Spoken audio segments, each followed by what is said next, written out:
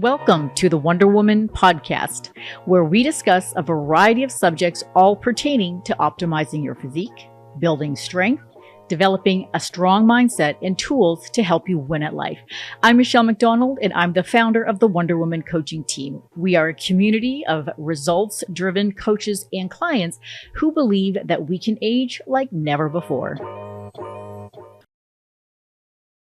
Welcome, everyone, to the Wonder Woman podcast. My name's Michelle McDonald. I'm your host. And today we have a very special guest, Alyssa Ages, who wrote the book Secrets of Giants, and is going to showcases her journey, her transition from an endurance athlete. She did marathons, triathlons, into strength training, as she's actually a strong woman competitor. And she wrote a book really diving into, I guess, why people pursue strength, what are the benefits of strength training, and really how we can, as average people, as civilians, can leverage a lot of those lessons. So without further ado, welcome to the show, Alyssa. Thank you so much for having me. I'm so excited to talk to you. We're excited to have you on. So let's just get right into it, because there's so much that I want to cover. And I think you're going to just speak so beautifully to our audience who are in pursuit of, really optimizing their life and aging well. And this is not just for people that are, older, but also for the younger generation, that pursuit of aging well. And I know you're a mother of, it's two, right? Two young girls. Yeah. How old are they now? 6 and 4. 6 and 4. You are just a recently minted 40-year-old, I believe. Yeah, I am now 42. I will be 43 in May. And when did you get started with strength training? I've been doing this now for just 10 years. I came up on my 10-year anniversary in strength training. Oh, wow. So it's been a while. So you started in your 30s. Yeah, started in my 30s. So after completing, I'll backtrack. I was not an athletic kid. I don't come from this, athletic childhood. I decided to train for a marathon in my early 20s. And even though I had never run a mile before, and I trained, I just was like, this is what I'm going to do. I ended up running 6 marathons, decided I was going to now do triathlon, even though, again, I couldn't even swim a lap in the pool. I like to lovingly refer to my swim ability as one of those inflatable tube men from the used car dealership falls into the deep end. That's what I looked like. But I ended up doing an Ironman. And when I finished the Ironman, I kind of thought, okay, I got to do something different. And I first tried hot yoga, which was not for me. But then I found my way into CrossFit. And I just loved it right away. It was this great combination of what I loved about cardio and something brand new for me, which was strength training.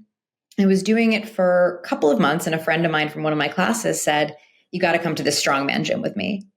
And I went, and day one of the things that we lifted was an Atlas stone, which if you've ever watched the, old World's Strongest Man competitions on ESPN, it's those big round concrete boulders.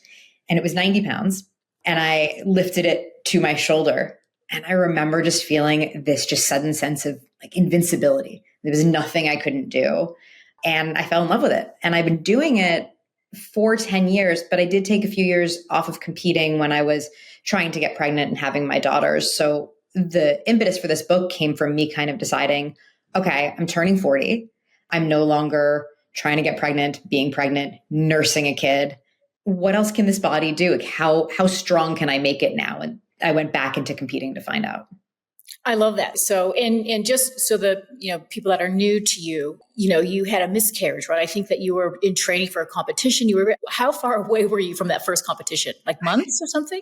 2 months. It was just about 2 months away. And training was going well and all of that. And then you ended up having a miscarriage. And I think that was a bit of a rabbit hole, right? Of you want to talk a little bit about that? Because that's important too. Yeah. Go through things like this. Yeah. So I had just moved from New York to Toronto. I was getting ready for a competition here.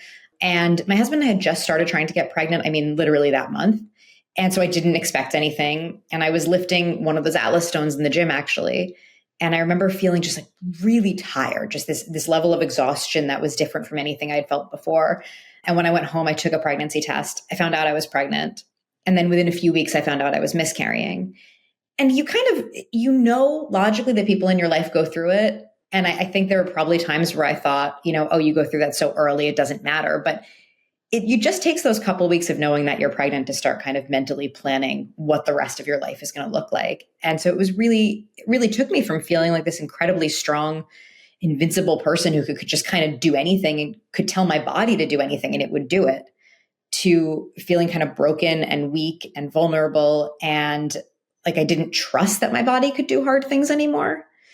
And I also, I blamed myself a lot, which ultimately I learned it was not my fault, but you go down that rabbit hole as well. And one of the things during that kind of recovery and while I was going through being at the fertility clinic was that I would keep going back to the gym and I would keep lifting. And I would find that every time I left, I walked a little taller. I had my head held high, my shoulders pulled back. It started to make me believe, that my body was capable of doing hard things again. And that was really, really life-changing. And so when I decided to write this book, it was really kind of inspired by going through that experience and saying, what was it about strength training that did that for me? Why did it have such a strong impact on how I felt about myself? And you ended up interviewing about 50 athletes, I think. I did. Correct? And kind of getting their idea of their own journey and what strength training had brought to their lives. And it's an incredible book. I mean, so it's the book is called Secrets of Giants again, guys, and a great read. It's very anecdotal, right? Like you just get swept along and you get to meet so many legends in the world of strength training, which I love. I love that. And you can, go and pursue these people on your own as well.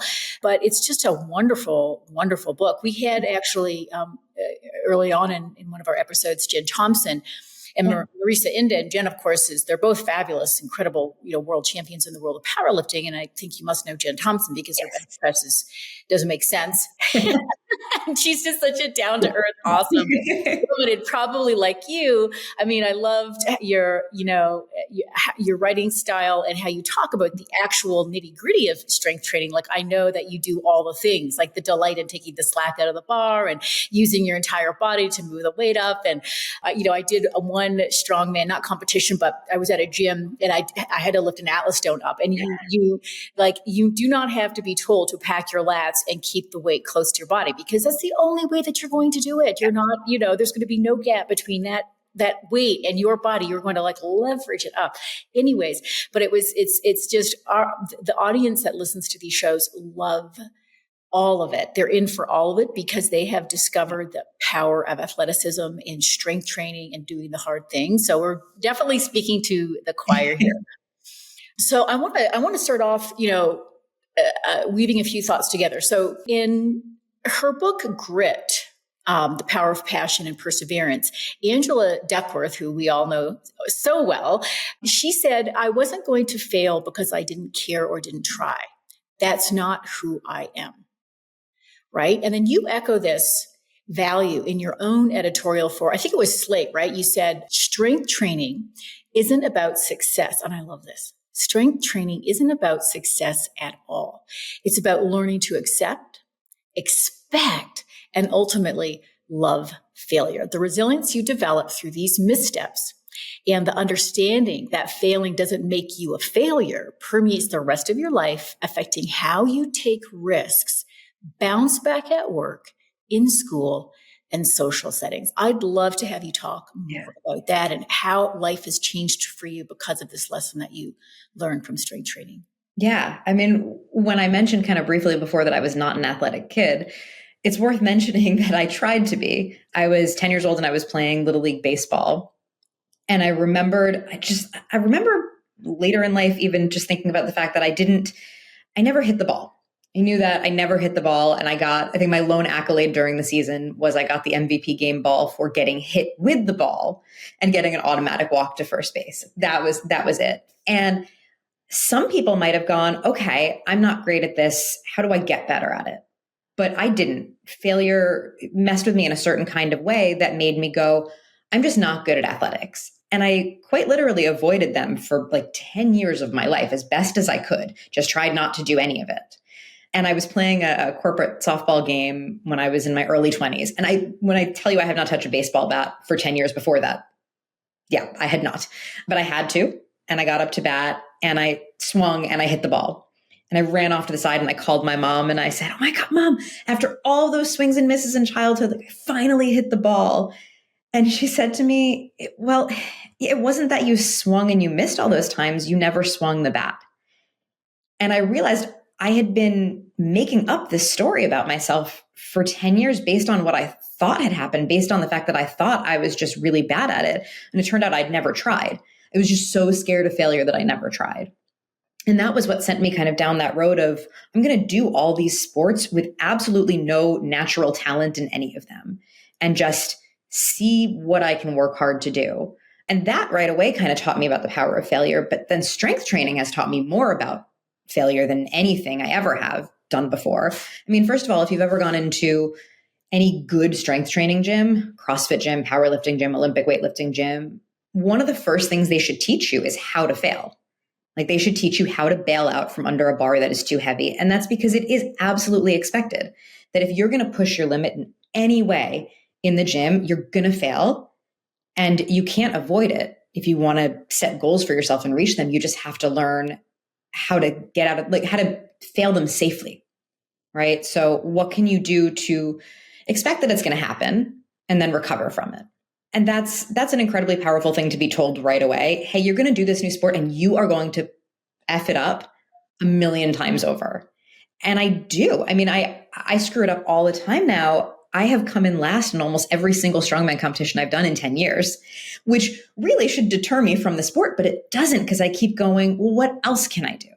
What can I change here? How can I didn't get this lift this time. How can I make that a little bit better? And it's also made it so that I feel like, as you mentioned, failure doesn't make you a failure. When I don't place in those competitions, I don't view myself as a failure. Now I go, well, what did you do today that was better than what you had done yesterday or in your last competition? It doesn't matter what anyone else has done. And I know that in a lot of sports, that kind of feeling can exist, but in strongman in particular, it's this very interesting vibe where everyone who is there, your fiercest competition, whatever, they just want to see someone hit a record, someone hit a lift they've never done before. It's just so exciting to watch people do something that is at the absolute end of their physical capability and go past it. And I think that's just incredibly powerful. I love that. That really echoes my own experience with powerlifting. And I have done sports my entire life. I was a scrappy, tiny little thing that didn't weigh, 3 digits until I think grade 10. I was just so tiny. But I love sports. But sports are always very competitive. And of course, a lot of times what's missing in the world of competition is that language of like what competition actually is, which is striving together. I think, did you mention that about striving together versus, pitting yourself against the other person? Which I love. And when in powerlifting, it was the first time I think, again, we all have our hallucinations of reality, but I think it was my first time in an event where everybody is so all in to the lift being complete. And my mom goes to almost all my events. She has my entire life. She still does. And she was, I'd be in the back and I would literally hear my mom's voice, like yelling and encouraging, like up, up, up, up, whatever, right? Mm-hmm. To whoever was on the platform. And halfway through the competition, people said to me, wow, your mom is amazing. Like she's all there. But I mean, everyone's like that, cheering each other on. And in your heart, like truly in your heart, I think because you know what it's like to be under the bar or to have that bar in your hands and trying to move the weight. You're really in that experience with other people, and every cell in your body wants that person to do that lift. It's almost like if they do their lift, maybe you're going to do your lift, or I don't know what it is. There's this alchemy at these meets. Oh yeah, absolutely. And I think powerlifting, almost failure is kind of baked into powerlifting almost more than any other strength sport, because the idea is, right, you're going to go out and your first lift is something that's hard, but like you're pretty sure you can do it. Second lift, generally you're going for some kind of a PR, or at least like the most you've ever done in the gym. And then your third one, you kind of go out there expecting that like, this is really out of the realm. And if I hit this, amazing. But the idea that you go out there for your final lift, almost anticipating that that's going to be a failure, but I'm going to give it a shot, is pretty cool. As a coach, because we're talking about embracing failure and pushing yourself and all of that. But on the other hand, there's this idea, I wasn't sure if I was going to get into this with you or not, but we're going for it, Alyssa. So, lifting safely. And, we coach online. I've been coaching online since 2012. And generally what I tell my clients is unless I tell you to go to failure, right? I want you to push as close to failure as you can get, but maintain control. And so I'd love to hear your thoughts on that, because there is that dance between pushing yourself to your limits. And a lot of times that means going beyond your limits, but the wear and tear on the body, lifting safely, the worst thing for progress is to be sidelined for months because of an injury. So can you want to talk a little bit about that? Because I'm sure you've had injuries, been in the gym with other people that have had injuries. Oh yeah, I have definitely had injuries, although less so from strength training than I did from endurance training. I should add that. But yeah, I think, there's this impetus for a lot of us when we go into the gym of like, you just kind of, if you lift something and it's easy and you really like strength training, I don't know if this is just me, but I always feel like, oh, I want to do more. Like that was easy today. Like what else is in the tank? And there's this drive to almost want to hit your 1 rep max every time you go do something, but you can't, right? You can't do that to your central nervous system every time you go in. So yeah, I think the idea of getting close and touching failure without actually necessarily failing. I don't know if it's the same in powerlifting, but in strongman, you're not usually training to absolute failure on anything because we're not really going for hypertrophy, we're going for strength. But yeah, I think it's interesting to be able to touch that close to that point and then have the restraint to pull back from it as well. Okay. And then obviously as you've progressed as an athlete, because now you are an athlete, you've probably had that experience of, pushing far past what the beginner you would have deemed your pain threshold, right? So you're able to get to that place and almost relish those reps or those lifts where, everything's burning, your muscles are quivering, your heart rate's like 170 or whatever, and you should have technically given up ages ago, but you're able to grind through it. So can you talk a little bit about that? Yeah, it's this idea of getting really comfortable with sitting in that discomfort, right? Because, pain, acute pain, obviously we want to avoid that. But the pain of discomfort, I think, can be really empowering when you know that you can endure that feeling and get through it and push past it and that you didn't let it stop you. I think especially if you're somebody like me who trains, 3 out of the 4 days a week that I strength train, I do it in my garage.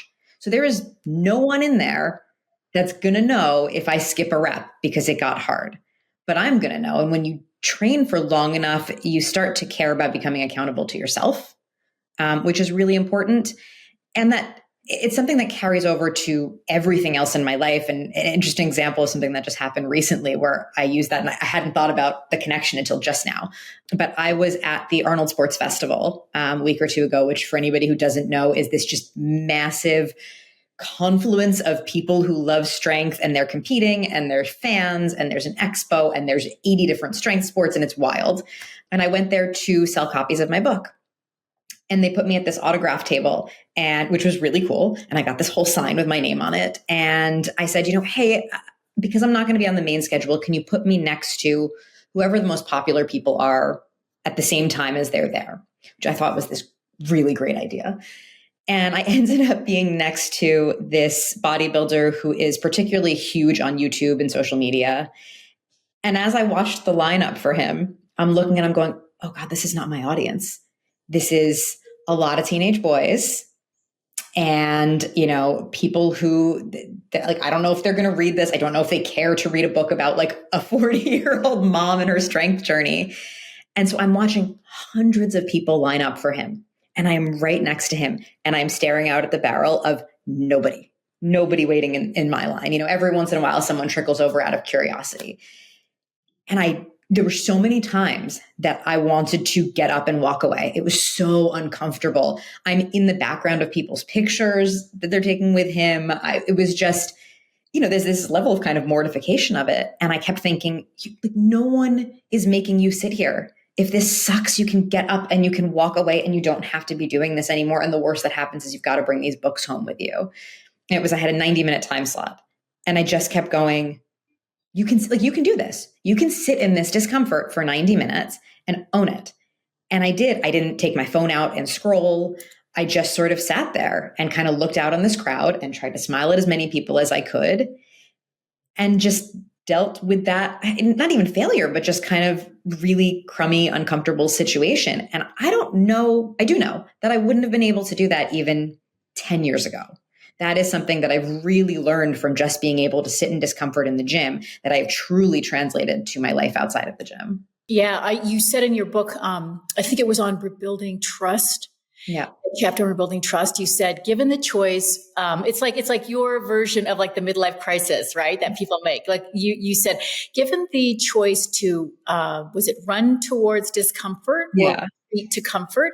You chose discomfort. And that has made such a huge difference in the trajectory of your life, right? Which is really what this is all about, this journey towards strength. Yes, exactly. You learn to test yourself, and it's so true. You learn to test yourself in the safety of the gym, right? And then you learn that you have so much left in the tank and you learn to keep pushing yourself. I love AMRAP tests. I throw AMRAP tests to my clients. If they're listening, they'll know what I mean because so at the Wonder Woman, we coach women how to become an athlete. So you don't exercise, you train, your nutrition fuels your workouts, like all of the language, all of the things. And we actually ask them to report their RPEs and we do all the things. Yeah. And I love AMRAPs because they'll be saying, oh, that was an RP8. And I'm looking at the bar speed or whatever it is that they're doing. And I'm like, well, I'm not really seeing much. I can see you're huffing and puffing, but the bar speed's not changing, right? And so I'll give them an AMRAP test to do the following week, and I'll say, lift the same weight, but just go until you absolutely can't do another weight, and they'll tack on like an extra 10. Yeah, I love that. Reps. It's like, that means you didn't have any effective reps, right? Yeah. Like all that time in the gym you're just maintaining. So, you learn to endure a lot more than you think you're capable of. And that is so fundamental. How can we as women apply that to the aging process? You said that you embraced discomfort instead of accepting a slow descent into aging. Could you explain that a little more? Yeah. I mean, I think as women, we've been told for a really long time, and more so as you get older, that, now it's time to kind of like hang up your like, tough sports stuff, just lean into something gentle and easier. And I mean, we can talk in a minute about, how terrible that is for just your actual aging process, but even mentally, you are going to age faster if you're believing that you're aging faster. The masters group in strongman and strongwoman is so competitive. I won't even enter it because I'm like, absolutely not. Masters is 40 and up. Okay. And then there is also a 50 and up masters. But I won't even touch it. Those women are way stronger than I am. I'm still sticking to my weight class for now. I think it's just important to not go, okay, there's this dead end of my life that I've been told forever that 40 is this dead end. And it's not. I think I have more confidence in myself and who I am and my abilities I know I'm just into my 40s now, but already I feel like I believe I can do more, and I'm kind of confident in just knowing what I want to do and how I want to feel and the space that I want to take up and just doing that. And I think that's incredibly important. And then on the physical side of it, I mean, we know as we get older, all the crummy stuff that happens of starting to, lose bone density and lose muscle mass and muscle strength and muscle power. And the only way that we can mitigate that is from strength training, is from having, doing something weight bearing. So when we've told women forever, just, be careful.